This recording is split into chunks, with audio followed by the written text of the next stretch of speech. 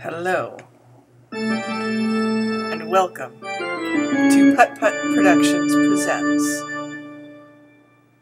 Who Will Sub for Miss Simmons? Yes, tonight I will present to you a short excerpt from this horrific tale.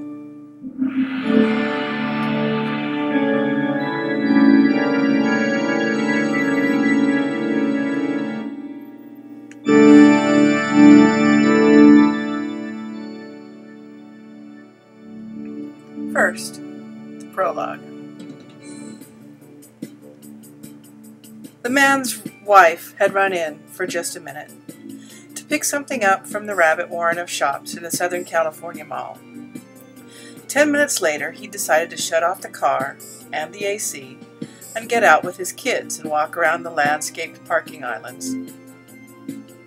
The October sunset was warm, but a wind was picking up, flying in from the coast, adding a finger of cool air to the hot autumn afternoon. An old, burned-out oak, looking like an aged, crippled man, overlooked the parking lot that ran down to the mall.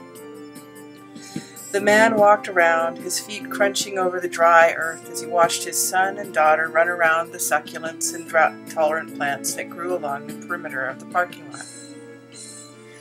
Something tickled his brain.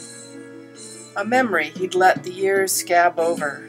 Something having to do with the old tree, or one very much like it. He reached out to grab his son back from falling into an aloe plant, saw the old scars on his hand, and it all came back.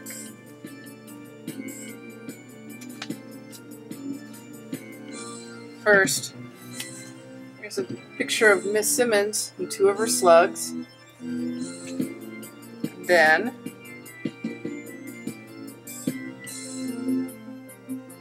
Miss Simmons, I don't know if you can see that, Miss Simmons, as she walks across the playground. That's a tetherball. It's a bad drawing of a tetherball. Miss Simmons. The boy stretched taut the rubber band, took a line of sight, adjusting for wind, weight of the pebble, and then waited for it to be clear. Thwack! A bit of gravel hit Mary smack in the rump. "Hey!" she yelled. "Who did that?" She whipped her head around. A couple of kids standing in line for square ball, dodging her long ponytail in the process. "Eddie James, I saw that!" shouted Jill, the short girl next to Mary. She burst from the line, a small red and brown blur running across the playground. She skidded to a stop in front of him, looking up, hands on hips, her curly hair shaking in anger. Mary arrived a minute later, arms crossed. They stood in solidarity, glowering at their playground nemesis. "I didn't do nothing," said Eddie. "You always blame me. Besides," he paused, giving Jill a look, "if you do anything, I'll tell Miss Simmons you were the one who hacked her cell." "Did no such thing," Jill's light brown cheeks turning a bright pink.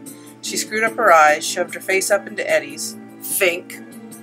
Eddie leaned down, black eyes meeting her brown ones. "Did so."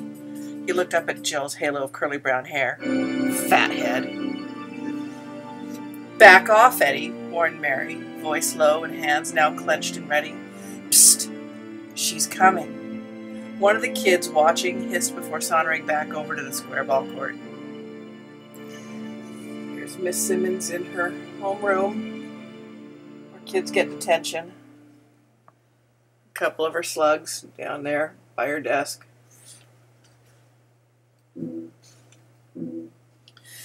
The children quieted as they saw Miss Simmons' lean form coming toward them. The turnip-shaped bun on her head seemed to bristle with irritation, the pins holding it in place flying out as she strode toward them in her brown polyester pants. The squish-squeak of each step heard across the playground. Upon arriving, she straightened her olive-green cardigan and peered down at them over her glasses. Now children, cooed Miss Simmons, grabbing Jill in Eddie's arms. The points of her long, dark red nails bit into their flesh, adding to the pain of her steel-like vice. What could possibly be the problem between two such lovely, well-behaved youngsters? Would you like to tell me about it? Her voice edged into a slight threat. Or... She looked back at the portable next to the school building, her homeroom, and where most kids ended up spending detention, sooner or later. Jill, Mary, and Eddie held their breaths and exchanged looks. Some of those kids were never seen again, supposedly because they were suspended or expelled, but Eddie and Jill weren't the first kids to make up to avoid detention, and Miss Simmons shook her voice and acid remarks. Sorry, Miss Simmons, stammered Jill, anger-fueled confidence suddenly gone. We were only playing, she hissed. She hissed as she felt the hard fingers around her arm squeeze down even harder, one of the fingers puncturing her skin. Miss Simmons leaned down to look the children in the face, sharp nose pointed at each in turn. Something flickered deep in her basalt eyes. There was a clicking and a hiss, then a bright smile. That's better. Now run along and play, answered Miss Simmons. As she turned and stalked away, there was a small noise, as if she was cackling. The trio watched her walk away, making sure she was really gone. Hey, Eddie whispered to Jill and Mary as they watched Miss Simmons enter her room in the portable. By the tree after school? Jill nodded, rubbing feeling back into her arm. She licked her finger and wiped away the blood from where Miss Simmons' fingernail had pierced her skin. Yeah, said Mary. We'll be there. Back to playground politics as usual. That's the first chapter in Who Will Sub for Miss Simmons. That's kind of glaring. Sorry about that.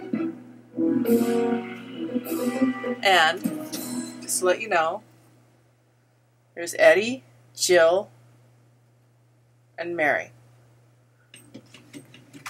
And if you want some more, then you know where to find this. It's on Amazon or at Lulu. You can get the ebook for about $1.99. And on Lulu, this is on sale for $6.97. And it's not on Amazon yet, but it will be soon. So, I hope you enjoy it.